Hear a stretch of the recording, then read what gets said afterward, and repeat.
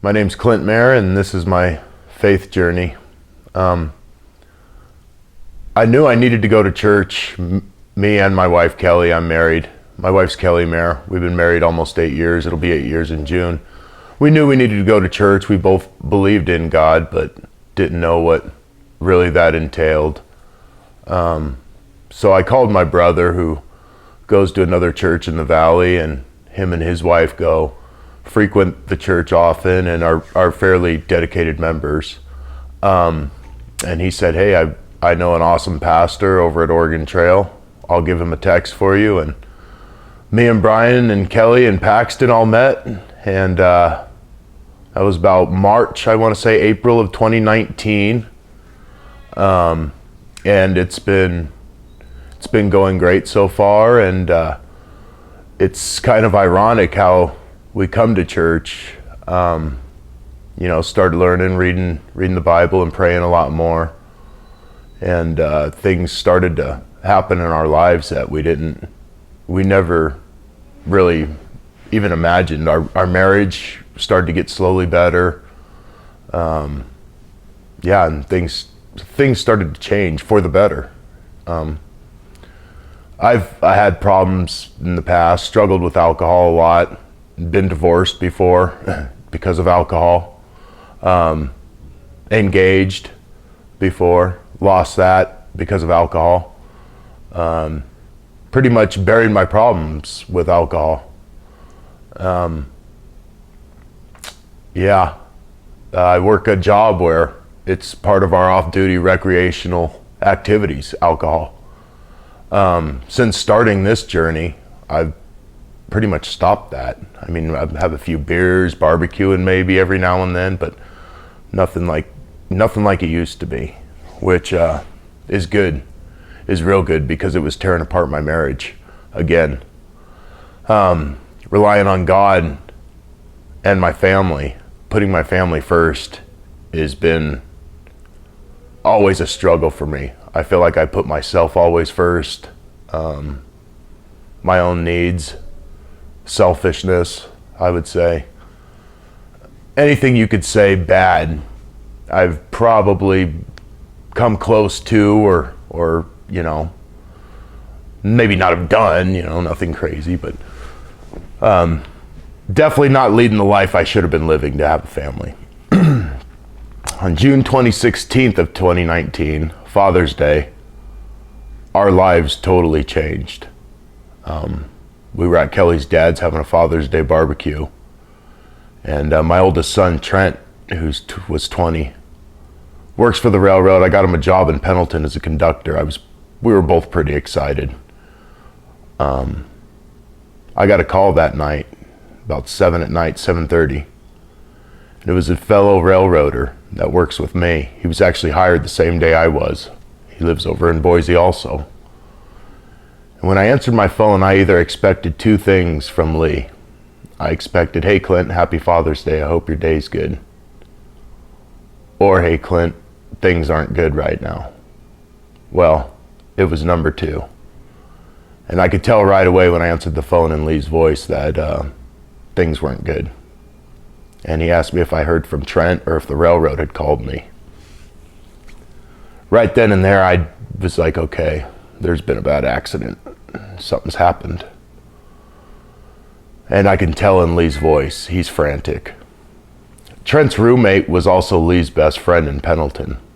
Well, Trent was out on a boat, had a boating accident, and was missing in the Columbia River.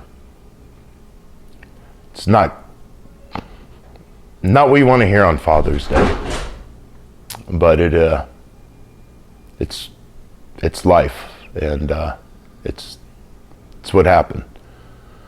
So I tried to get as much information as I can, got a hold of the boat owner, and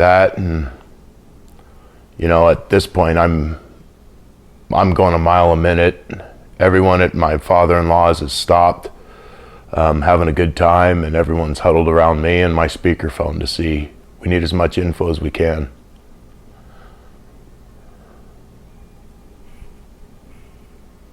I didn't know what to do. I said a quick prayer. And I called my brother.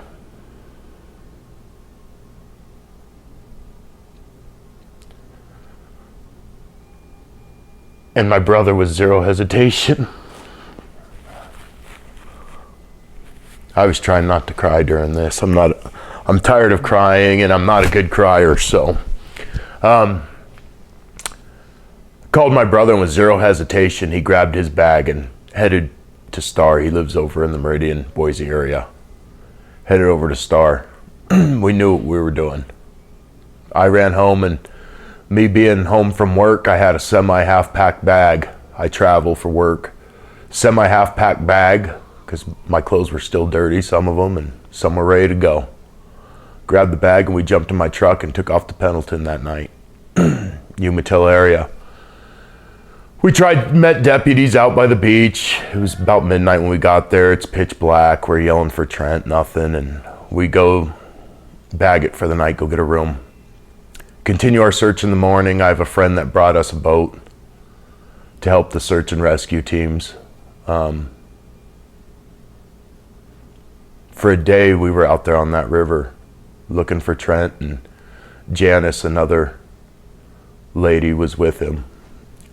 There was 5 people total on the boat. Those 2 were the ones missing. Janice was a firefighter also for Umatilla Fire Department. So the good thing was, with all this, I had a lot of support.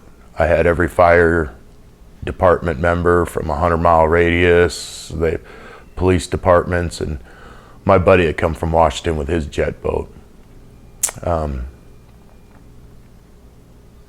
After searching for hours and hours, I knew we wouldn't find him. Now I just wanted to find him. And they did. They pulled Janice and my Trent up late that evening. And by this time, everyone was exhausted and sunburnt and emotionally just exhausted. TJ said, "Hey, you're staying here, going to the room. There's no way you need to go and identify Trent. I'll go handle it for you." And I still owe TJ, I feel so much for everything he's done.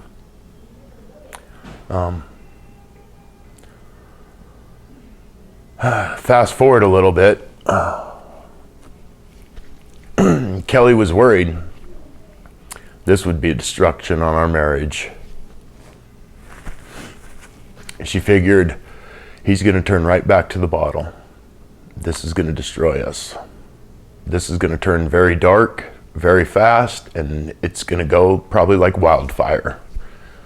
So we had a few different worries. Me, not so much. Kelly, very much so. I was more or less in a fog for about 2 to 3 months. I would say a pretty good fog. I prayed in this time. I prayed for strength.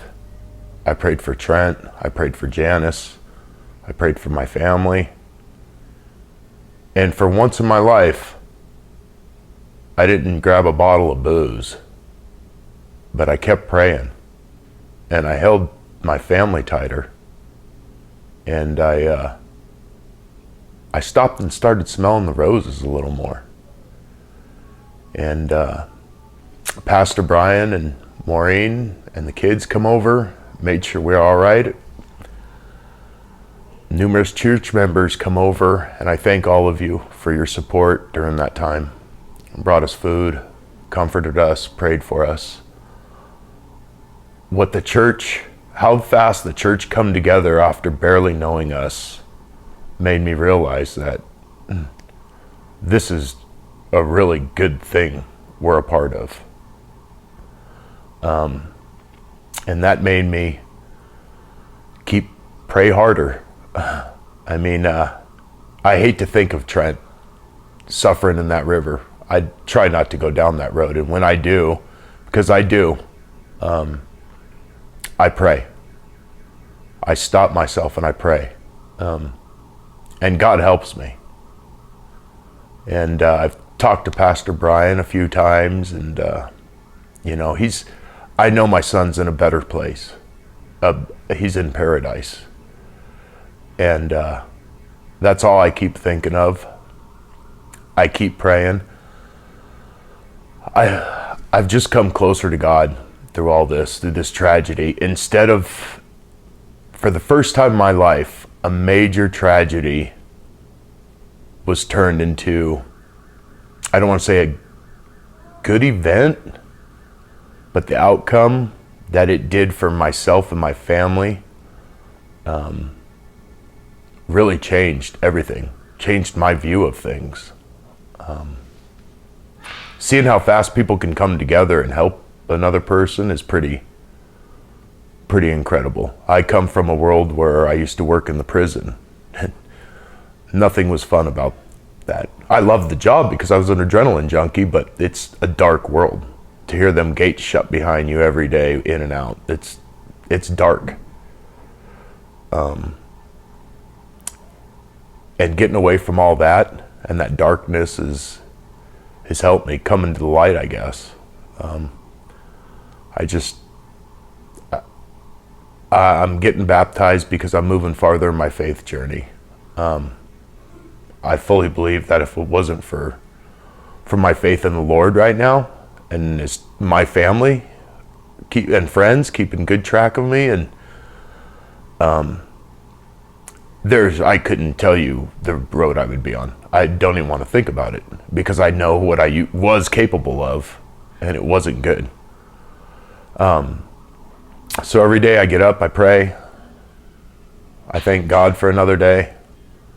I thank God I get to see my family. I pray for Trent. I know he's looking down. I know he's my angel. And that's what's moved us forward. I've told Pastor Brian, my wife, we talk about it, and it's funny, but it's actually the whole thing's made me a better person. And all I can explain it is it's all my faith in the Lord and God. I mean, that's because how else can you justify such a tragedy? Kids aren't supposed to go before their parents. It's not how it's supposed to go down. But in some strange way that it has totally turned our lives, and I hate to say for the better, but emotionally and line of thinking wise, it's really kind of opened everything up, and kind of made me realize that, hey, we need to change something, you know. I still have struggles. My daughter doesn't talk to me. I struggle with that. I'm working on that relationship one day at a time. Just keep putting one foot in front of the other, you know, and that's what I do. I'm now trying to spread the word to guys at work, and like I said, being a railroader is kind of there's an old saying, don't marry a railroad man. There's a reason for it. Lots of us are good guys, you know, just stray away from what, you know, is good being in that kind of world. But it's not all of us. So that's my goal now, is to try to help other folks out. I've got a guy I'm working with at work, trying to get him on the straight and narrow. He's kind of struggling with some issues, family issues, substance abuse issues, and I'm kind of helping him out. Pastor Brian, me and him have spoke, gave him some literature this past week, which I wasn't sure if he was going to tell me to pack sand. Clint, I don't look at that kind of stuff, but he accepted it, and he said, gave me a hug actually, and said, Clint, thank you. I know this is from the heart. So that's my goal. That's somewhat of my journey. I feel like I could be here for hours tying up videotape.